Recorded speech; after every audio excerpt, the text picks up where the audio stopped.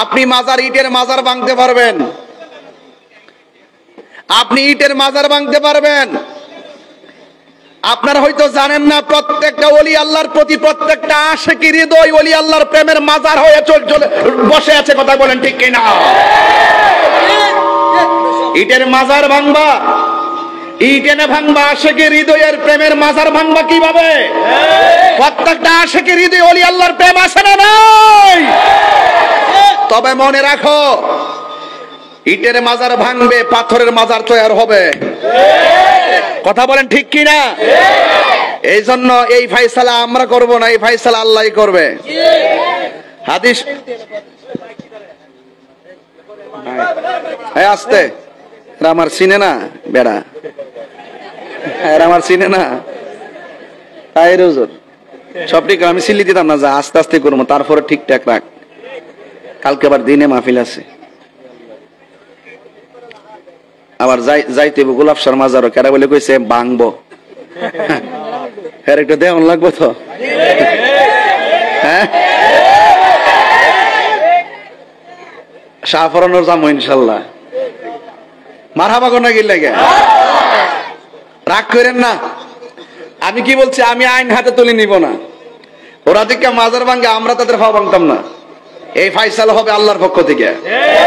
মানে আদালি ওয়ালিয়ান ফাকাদ আযানতু বিল হারবে। যারা ওলি আল্লাহর মাজার ভাঙে, তাদের, যারা ওলি আল্লাহর বিরুদ্ধাচরণ করে, তাদের ফয়সালা আল্লাহর পক্ষ থেকে হয়। যায় কিন্তু আগাইছিন এই ওলি আল্লাহর মাজার আক্রমণ করে আরো 3 গুণ ফিট হয়ে গেছে গা। কারণ ওলি আল্লাহর বিরুদ্ধে গেলে কেউ টিকে না। এই যুদ্ধ আল্লাহর পক্ষ থেকে শুরু হয়ে যাবে ইনশাআল্লাহ। গণ আলা ইন্না আউলিয়া আল্লাহি লা খাউফুন আলাইহিম ওয়া লা হুম ইয়াহজানুন। আল্লাহর ওলিদের কোনো ভয় নাই, আল্লাহর ওলিদের কোনো চিন্তা নাই। আমি পরিষ্কার ভাষায় যারা মাজার ভাঙতে যাচ্ছেন তাদেরকে বলি, এটা মহা অন্যায়, এটা জুলুম, এটা জুলুম, অত্যাচার। ঠিক কিনা বলেন? আমি পরিষ্কার ভাষায়, যদি কোনো মাজারের শরীয়ত বহির্ভূত কাজ হয়, যদি কোনো মাজারের ভক্তবৃন্দ কিংবা মুরিদ কিংবা কোন ধরনের মানুষ যদি আইসা শরীয়ত বহির্ভূত কাজ করে, আমরা আপনারা সবাই মিলে তা প্রতিরোধ করব। আল্লাহর ওলির মাজারকে সুরক্ষা দিব। এর উপর আর সুন্দর কোন কথা আছে? বাংলাদেশের কিছু মাদ্রাসা আছে ছাত্রদের সাথে আকাম করে। ওখান কি তা হুজুর দিকে ছাত্র লোক আকাম করছে, লেগে কি তা মাদ্রাসা ভেঙ্গেলামু? হুজুরের বহিষ্কার করব, যে অন্যায় করবো হ্যাঁ রে বহিষ্কার করবো। কিন্তু মাজারের মধ্যে আইসা কোন বেটা কোন কোনা দিয়া গাঞ্জা মাঞ্জা খাইছে না, কিতা করছে না করছে, হিটার উপর রাগ করে কিতা ওলি আল্লাহর মাজারা ভাঙ্গন যাইব?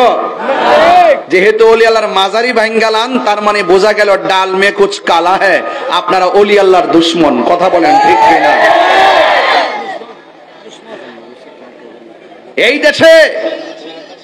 এই দেশে বাবা শাহজালাল ইসলাম আনছে, আব্দুল ওহাব নজদি ইসলাম আনে নাই। আর এখন বর্তমানে মাজার ভাঙ্গার দ্বারাই প্রমাণ হয় যে ইসলামের শুরু থেকেই সাহাবায়ে কেরামের মাজার ছিল, ওই আব্দুল ওহাব নজদির গোষ্ঠীর মাজার ভেঙ্গে ছিল। কথা বলেন ঠিক কিনা? তাকবীর, আল্লাহু আকবার, নারে রিসালাত, ইয়া রাসূলুল্লাহ, নবী ওলির দুশমনেরা হুশিয়ার সাবধান, শাহজালালের তলোয়ার। যাই হোক ভাইরা আমার, এই কথাগুলো এখন বলার কারণ হলো পরবর্তীতে আপনাদের সকলকে নাও পাইতে পারি। এই জন্য মেসেজটা দিয়ে দিলাম, জায়গা নাই। আপনার যদি দয়া লাগে, মানে যদি দয়া লাগে, আপনার একটু সামনে আসেন, একটু নড়াচড়া করে একটু সামনে আসেন।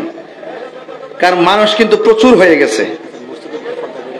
মসজিদের ভিতরে পর্দার ব্যবস্থা আছে। এই পোলা পান্ডি লড়স না, এই যুবক ভাইরা লড়েন, আসেন আসেন, এদিকে আসেন। মুরব্বীদেরকে কষ্ট দিয়েন না, মুরব্বীদেরকে কষ্ট দিয়েন না, আপনারা আসেন।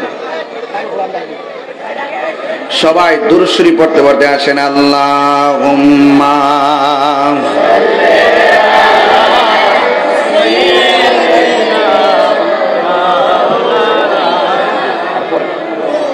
ওয়া আলা আলি সাইয়্যিদিনা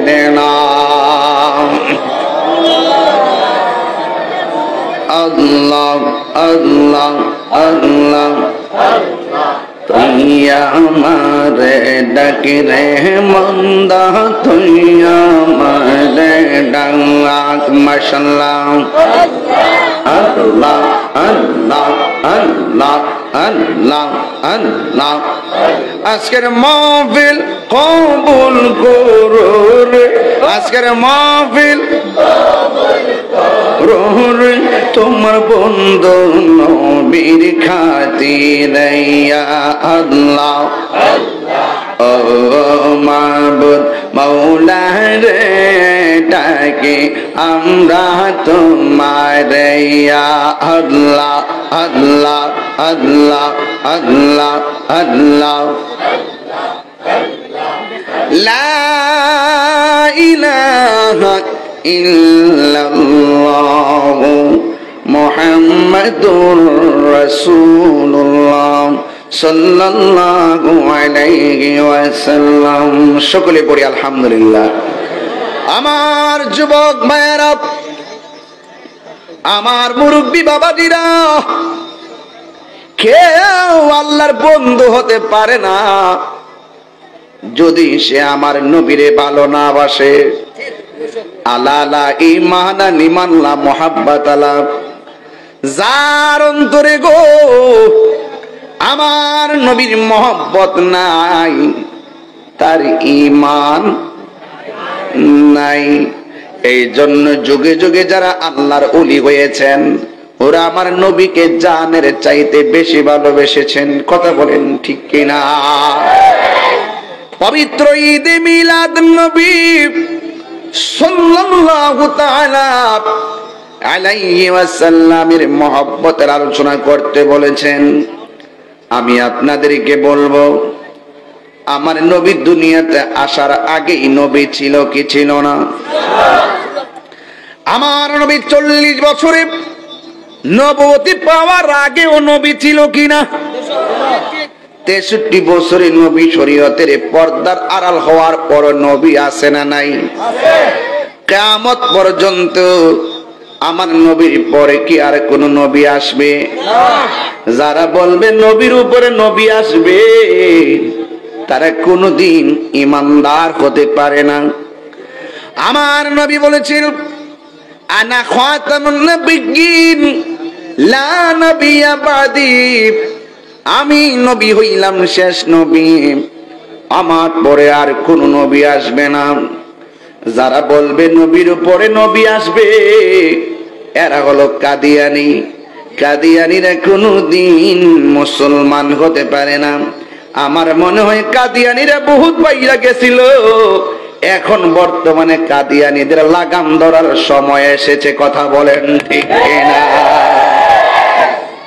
ইসলামের কোন সংস্কার যদি বাংলাদেশে হয়, 1 নম্বর সংস্কার হবে কাদিয়ানীদেরকে অমুসলিম ঘোষণা করতে হবে। কারণ ওরা আমার নবীকে শেষ নবী মানে না। নবীরে যে শেষ নবী মানে না, তারা মুসলমান নাম ধারণ করতে পারে না। কথা বলেন ঠিক কিনা?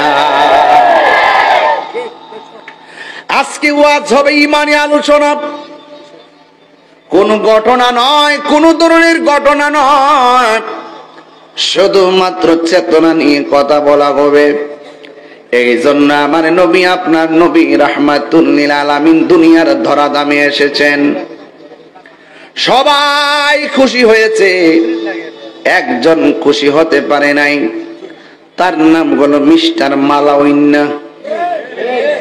এই মিস্টার মালাউইন্না ইবলিসের নাতি এখন বাংলার জমিনে আছে না নাই? ইবলিস নিলবিস, ইবলিস নিলবিস খবিস, এই খবিস এখনো বাংলার জমিনে আছে। এ বন্ধুরে, সব জায়গায় দলিল খুঁজছ না, দলিল খুঁজাই মানসুর হাল্লাজ রে পড়াইছে, শরীয়তের মোল্লার শরীয়তের ফতোয়া দিছে। মানসুর হাল্লাজ আশেকের হৃদয়ে আছে না না? হায়রে এ আমার বরিশ্বরের বাবা, ও নাসিরনগরের বন্ধু, কি দিয়া নবী চিনাইতাম। নবী দুনিয়াতে আসার পরে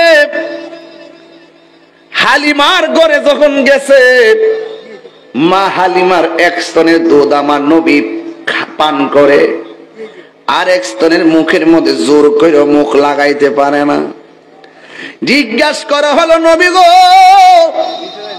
ও মায়ের নবী, দয়ার নবী, এক স্তনের দুধ পান করেছেন, আর এক স্তনের মধ্যে কেন মুখ লাগান নাই? কয়, আমার একটা দুধ ভাই আছে, ওই স্তনটা আমার দুধ ভাইয়ের জন্য আমি রেখে দিতাম। এর দ্বারা প্রমাণ হয়ে গেল নবী ছাড়া এমন ইনসাফ শৈশবে আর কেউ করতে পারে না। কথা বলেন ঠিক কিনা?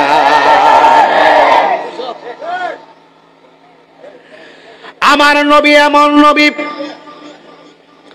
যিনি দুলনার মধ্যে শোয়া অবস্থায় বয়স মাত্র 2 দিন।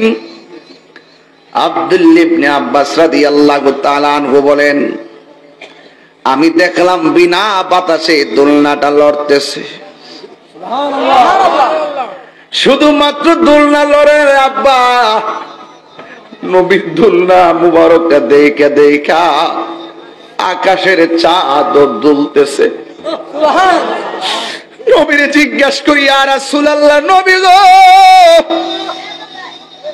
ও মায়ের নবী, শৈশবে আমরা দেখেছি বিনা বাতাসে দোলনাটা লড়ছে, কেমনে গো বিনা বাতাসে দোলনা লড়ে? নবী আমার ডাক দিয়া বলে, বিনা বাতাসে লড়ে নাই রে, যদিও বাতাস ছিল না, এখানে একটা প্রেমের বাতাস ছিল। কয় কেমনে লড়ছে?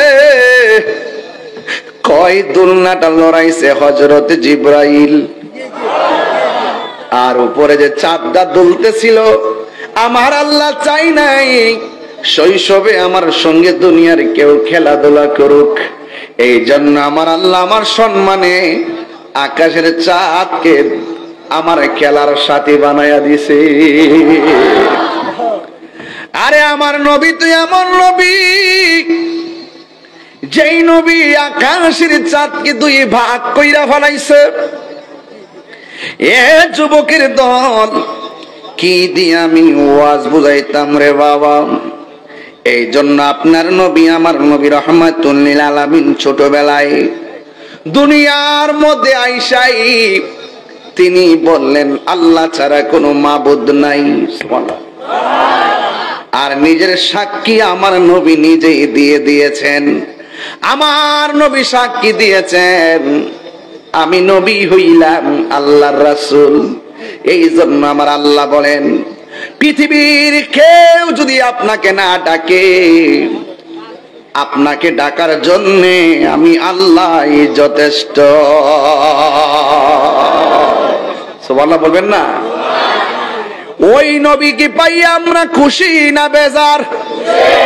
এখন খুশি।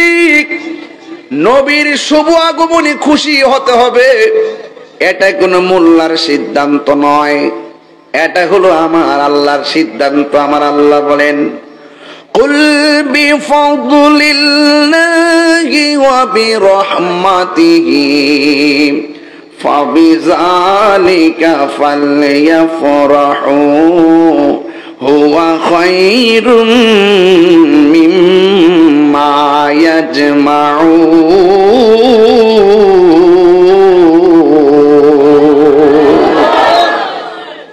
আল্লাহ রাব্বুল আলামিন বলেন, হে বন্ধু, আপনি বলে দিন আমি আল্লাহর পক্ষ থেকে তারা যদি কোনো ফজল পায়, ফজল মানে হলো দয়া, ফজল মানে হলো অনুগ্রহ এবং রহমত পায়, 2টা জিনিস বললেন। 1 নম্বর, আমি আল্লাহর পক্ষ থেকে তারা যদি কোনো ফজল পায়, 2 নম্বর, তারা যদি কোনো রহমত পায়, ফালিয়াফরাহু, তারা যেন আনন্দ করে। বাংলা যেটার নাম আনন্দ, আরবিতে সেটার নামই হলো ঈদ। জোরে কন্যা সুবহানাল্লাহ। এখন ফজল মানে কি? আল্লাহর দয়া মানে কি? রাইসুল মুফাসসিরিন আব্দুল্লাহ ইবনে আব্বাস রাদিয়াল্লাহু তাআলা আনহু বলেন, আল্লাহ যে বলছে ফজল পাইলে আনন্দ করো, এই ফজল মানে হলো এলেম। ফজল মানে কি? এলেম দুই প্রকার, এলমে যাহির, এলমে বাতিন। আবার বালাগাত মানতিকের কায়দায় এলেম আবার দুই প্রকার, একটা হলো ইলমুত তাসাব্বুর আর একটা হলো ইলমুত তাসদিক। আবার এলেমটা দুই প্রকার, ইলমুল বালাগাত, ইলমুল ফাসাহাত। আবার এলেমটা আবার চার প্রকার, এলমে শরীয়ত, এলমে তরিকত, এলমে হাকিকত, এলমে মারিফত। আবার এলেমের মধ্যে আরেকটা এলেম আছে, ওই এলেমটা অর্জন করতে গেলে মাদ্রাসায় যাওয়া লাগে না, ওই এলেমটা অর্জন করতে গেলে বড় হুজুরের কাছে যাওয়া লাগে না, ওই এলেমটা অর্জন হয় কামেল মুর্শিদের কাছে গেলে। সুবহানাল্লাহ কোনে রে? আরে কথা আল্লাহু আকবার কোন না গেলে গা ওই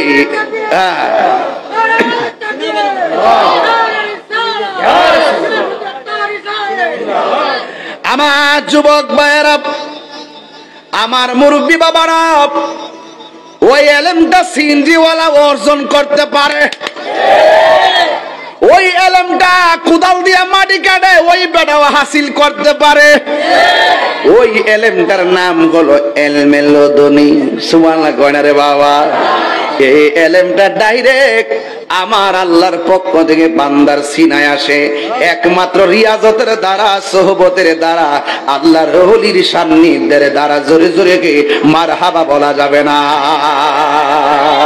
আল্লাহু আকবার। এই জন্য আমার যুবক ভাইয়েরা, আমার মুরব্বী বাবারা, এই জন্য রাইসুল মুফাসসিরিন আব্দুল্লাহ ইবনে আব্বাস রাদিয়াল্লাহু তাআলা আনহু বলেন, ফজল মানে হলো এলেম। এই এলেমটা বড় নিয়ামত জিনিস রে বাবা। আল ইলমু ইলমান, এলেমটা দুই প্রকার। কোরআনুল কারীম খুঁজা দেখেন, কোরআনের অক্ষর দেখতেছেন বা, বান নিচে নোক্তা আসেনি, তার উপরে দুইটা আসেনি, সার উপরে তিনটা আসেনি, গুড়াইয়া কিন্তু লক্ষণ একটাই, ফুটার বেশ কম। হযরতে মৌলা আলী রাদিয়াল্লাহু তাআলা আনহু বলে, বিসমিল্লাহ লিখতে বা লাগে। বা শব্দের তাফসীর যদি আমি করি ৬০টা উটের বোঝা হবে, এরপর বিসমিল্লাহর তাফসীর লেখা শেষ হবে না। আপনি মুফাসসির, হ্যাঁ? অতই সোজা তাফসীর করা, এটাই সোজা। ধোঁকা দিয়া বোকা বানান না, তাফসীর করেন না, অতই সোজা। তাফসীর করতে গেলে বেলায়েত লাগবে।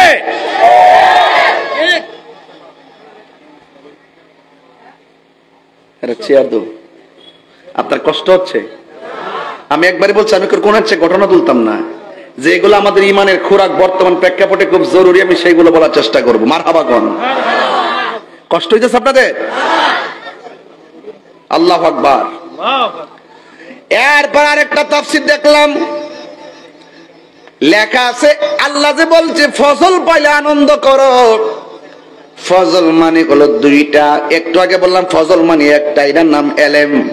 আর এখন বলতেছি ফজল মানে হলো তাফসীরের ভাষায় দুইটা। এক নম্বর হলো কোরআন, দুই নম্বর হলো ইসলাম। আমরা ইসলাম পায়া খুশি না বেজার? একদিন না প্রতিদিন? এটার নামই হলো ঈদ। আল্লাহ বলছে ফজল পাইলে তোমরা আনন্দ করো। এই জন্য যেই মৌলবী কইব ইসলাম পাইয়া আমি খুশি না, এই মৌলবী না, এই মৌলবী ইরানের ডলার খাইয়া কালার ফালড়িয়া ফালাইছে।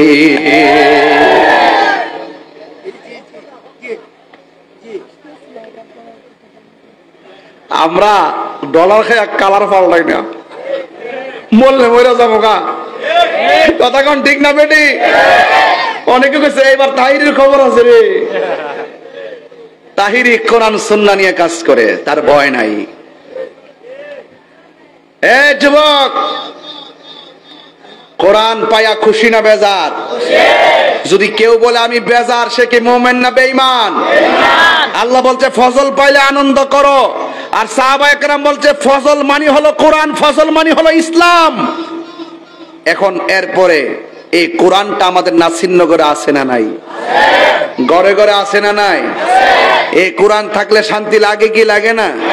এখন নাসিরনগরের সব মিল্লা যদি কোরআনটারে গাট্টি বেঁধে তিতাস নদী মধ্যে বাসায় দেয়, কোরআনের কোনো অসুবিধা হইব? কে রে? এটার হেফাজতের দায়িত্ব কি মোল্লার কাছে না আল্লাহর কাছে? আমরা ওই চিন্তায় কথা বলি।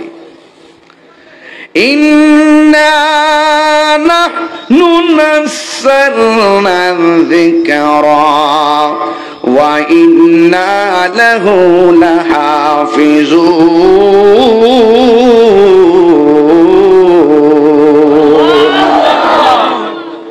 আল্লাহ রাব্বুল আলামিন বলেন, নিশ্চয়ই আমি আল্লাহ কোরআন নাজিল করেছি। কোরআন হেফাজতের দায়িত্ব আমি আল্লাহ কাউরে দেই নাই। কোরআন হেফাজতের দায়িত্ব আমি আল্লাহ নিজের হাতের মধ্যে রেখে দিয়েছি। এই কোরআন আমার নবীর উপরে 23 বছর নাজিল হইছে। কয় বছর? সুদীর্ঘ 23 বছর পর্যন্ত কোরআন আমার নবীর উপরে নাজিল হইছে। তোমরা কোরআন তাফসীর করো, কোরআন কোরআন বলো, আর কোরআনটা যার উপরে নাজিল করছে এই নবীর না মানলে ঈমানদার হওয়া যাবে না। আল্লাহু আকবার। হে আমার আশিকিন, জাকিরিন, মুহিবিন, বাবা জিরারি,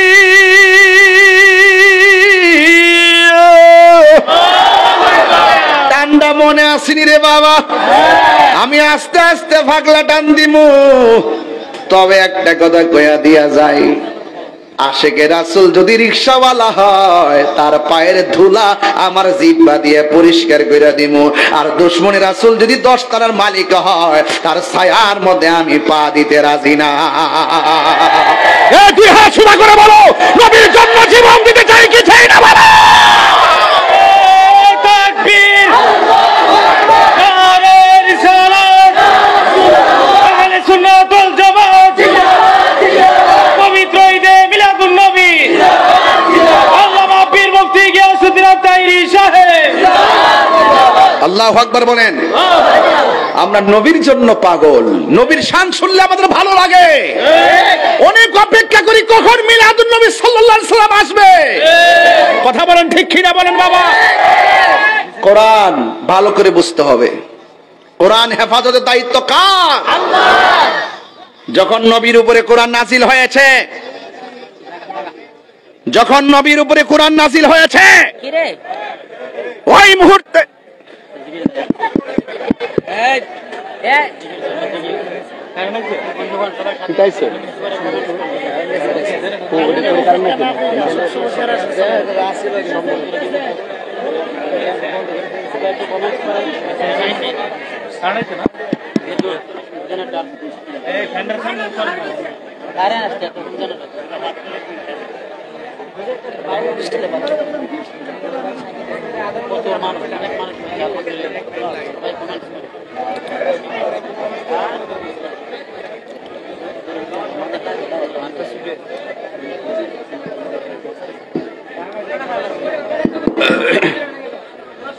দুরূদ শরীফ পড়েন। আল্লাহুম্মা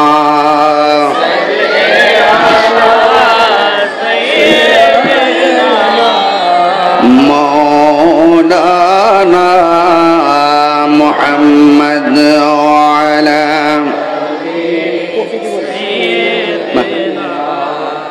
মাওলানা মুহাম্মদ। আল্লাহুম্মা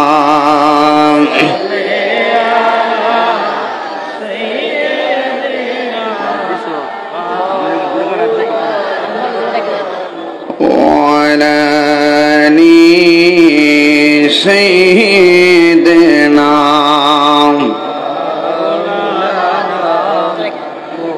يا رسول الله يا حبيب الله يا رسول الله يا حبيب الله يا رسول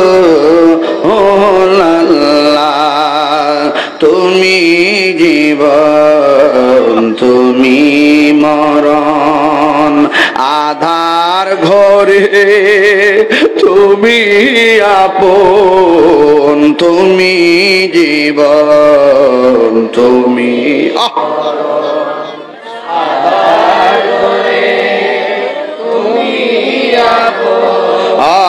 তুমি মোদের পাহাড়ের তরি, তুমি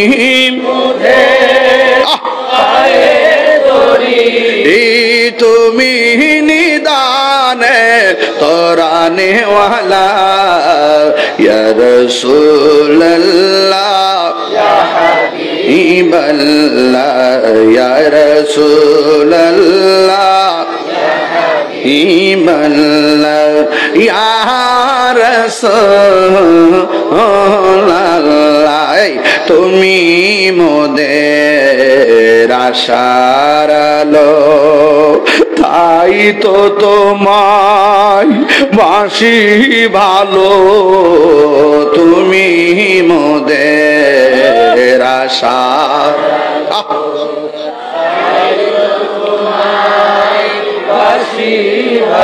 হাত তুলবেন না। হৃদয় নামের ফুলদানিতে, হৃদয়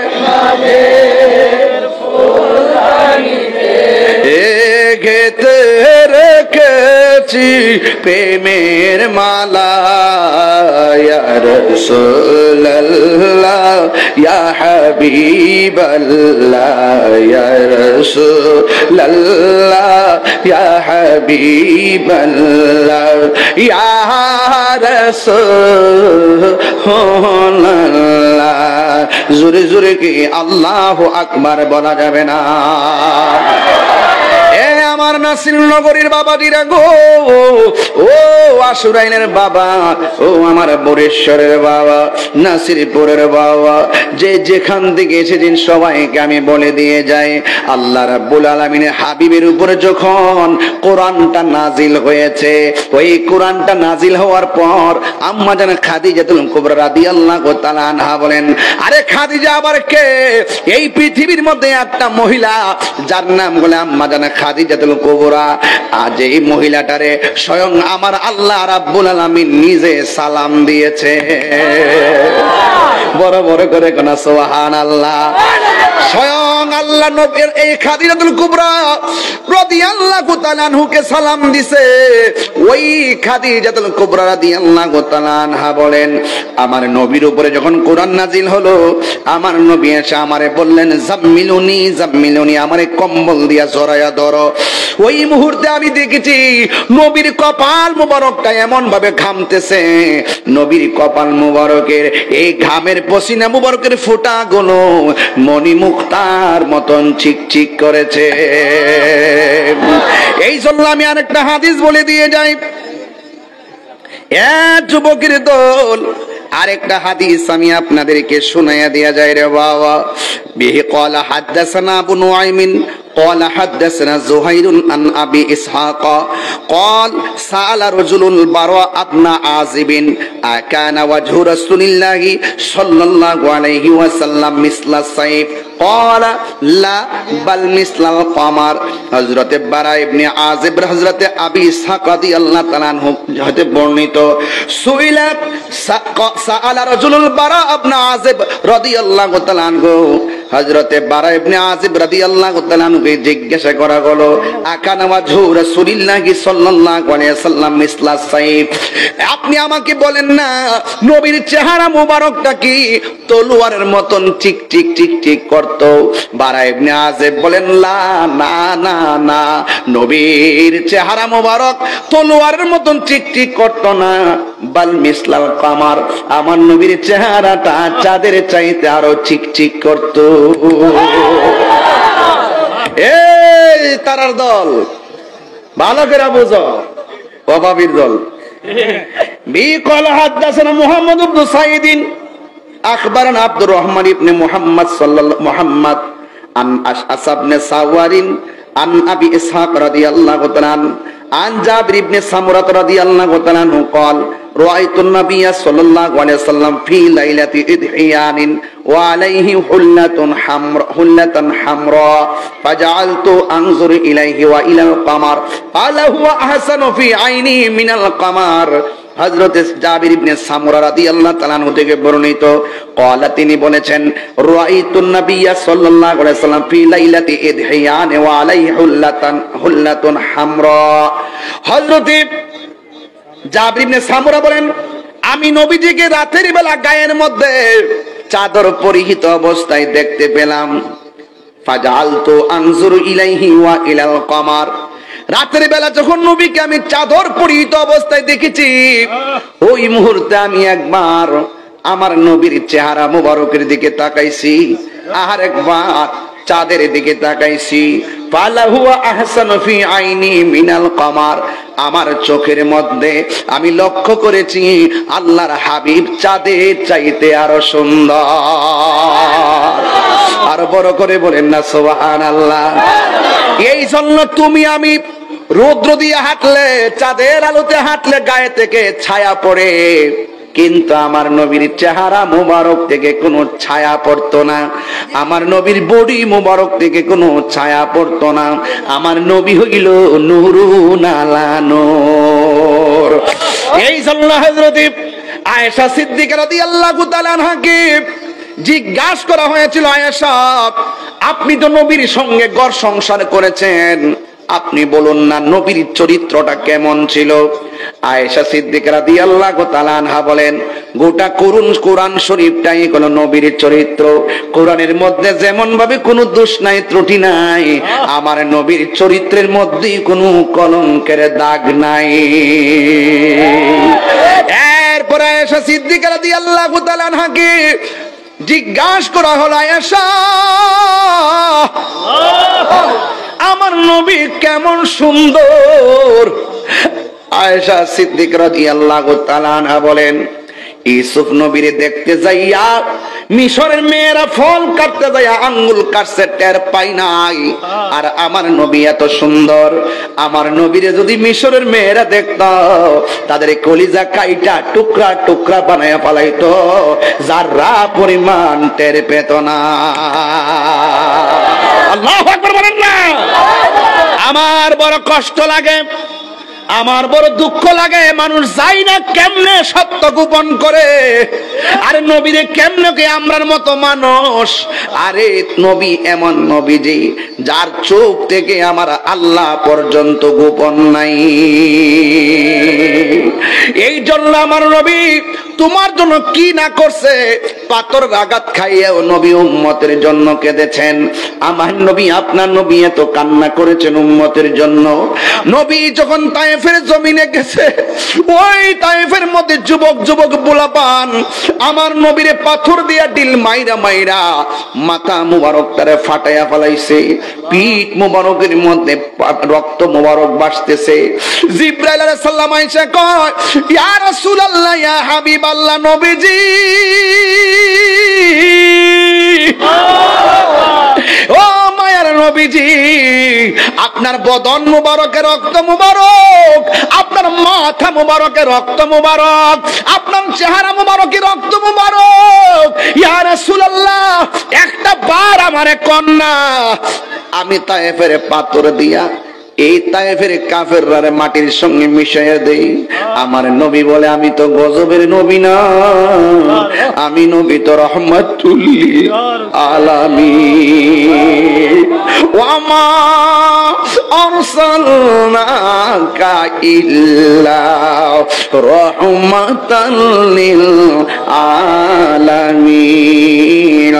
ওই যে কোরআনের আয়াত, কুল বিফাদলিল্লাহি ওয়া বিরহমাতিহি ফাবিযালিকা ফালিয়াফরাহু হুয়া খায়রুম মিম্মা ইয়াজমাউন। আল্লাহ যে বলছে, আমি তোমাদেরকে ফজল দিলাম, আনন্দ করো, আমি তোমাদেরকে রহমত দিলাম, আনন্দ করো।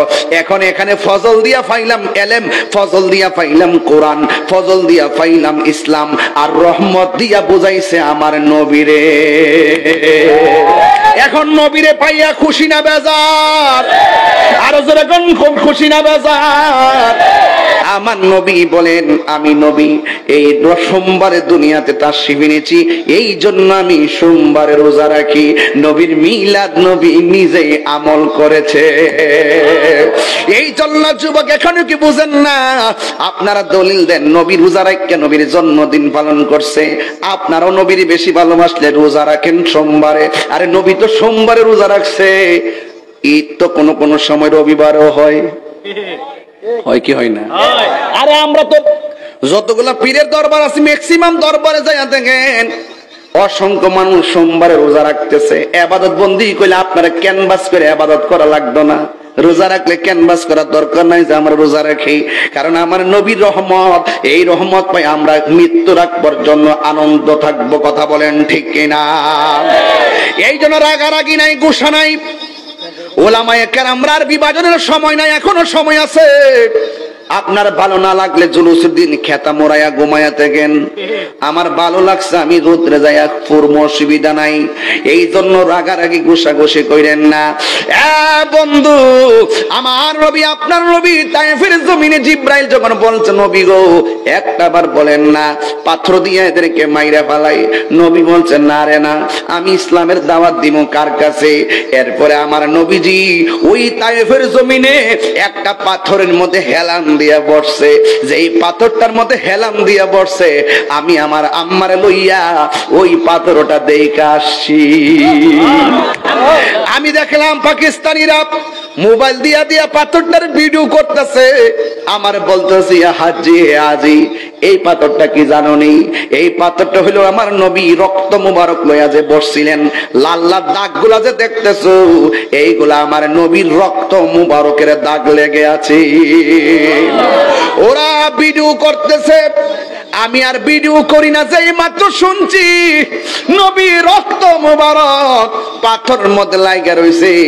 আমি বাংলাদেশের পাগল, আর যাইতে পারি আর না পারি পাকিস্তানিদের পাওয়ার সিফা দিয়া মাথাটা ঢুকাইয়া ওই পাথরটার মধ্যে যায় কেডা শিরিকের ফতোয়া দিব, কেডা বেদাতের ফতোয়া দিব, ইত্যাদি দাঁড়ি না।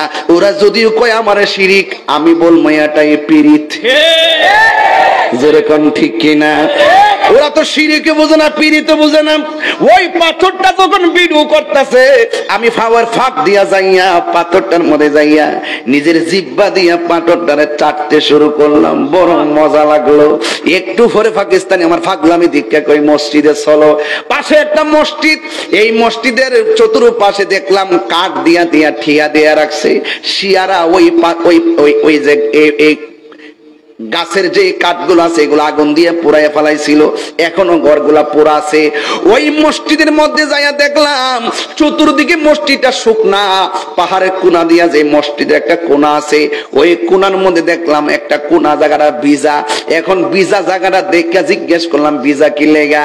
কয় আমার নবী পাথরের আঘাত খাইয়া মসজিদের মধ্যে নামাজ পড়তে আইসা সেজদা দিয়াছে, উম্মতের জন্য কেন্দেছে। এই জায়গার মধ্যে পানি মোবারক পড়ছে, সব জায়গা শুকনা হলো, এই জায়গাটা সেই দিন থেকে আজও ভিজা রয়েছে। এখন আমি কি করব? অন্ধকার এসে আজান দিব, ভিতরে বাতিও ধরাই না। অনেক নিদর্শন গুলা সৌদি আমরা বিলুপ্তি করে ফেলাইতেছে, পাথর দিয়া দিয়া চিহ্ন রাখতেছে মানুষ। এরপরে যখন দেখলাম সুন্দর করে কোনার মধ্যে জায়গাটা ভিজা, আমি তো বাংলায় নবীর পাগল, আমি তখন কি করলাম? ভিজার মধ্যে হাত দিয়া মর দিলাম, দিয়া এই জায়গার মধ্যে বালু সহকারে এমন ভাবে চেহারার মধ্যে মালিশ করলাম, গলার মধ্যে পানি মোবারকটা লইয়া মালিশ করলাম। এরপর আমার মন ভরে না, পায়ের ভিতর দা যাইয়া আমার জিহ্বা দিয়া বালু আর পানির মধ্যে চাটতে শুরু করলাম। আল্লাহর কসম করে বলি, ওই যে যখন চাটতে শুরু করলাম, এই জায়গাটা এত সুঘ্রাণ লাগছে, জিন্দগিতে আমার নাকের মধ্যে এত সুগন্ধ লাগে না। ওই নবীরে কেমনে বলে আমার মতো তোমার মতো মানুষ আমার বুঝে আসে না। যেই নবী ১,৫০০ বছর আগে উম্মতের জন্য কেঁদেছেন। আরে বাবা নামাজ নামাজ করো, নামাজের ভিতরে এমপির সালাম দিলে নামাজ বাতিল, নামাজের ভিতরে মন্ত্রীর সালাম দিলে নামাজ বাতিল, নামাজের ভিতরে মেম্বারের সালাম দিলে নামাজ বাতিল। নামাজ নামাজ করো, চেয়ারম্যানের সালাম দিলে নামাজ বাতিল, আর নামাজের ভিতরে আমার নবীর সালাম না দিলে নামাজ বাতিল হয়ে যায়। আল্লাহু আকবার কইতেন না?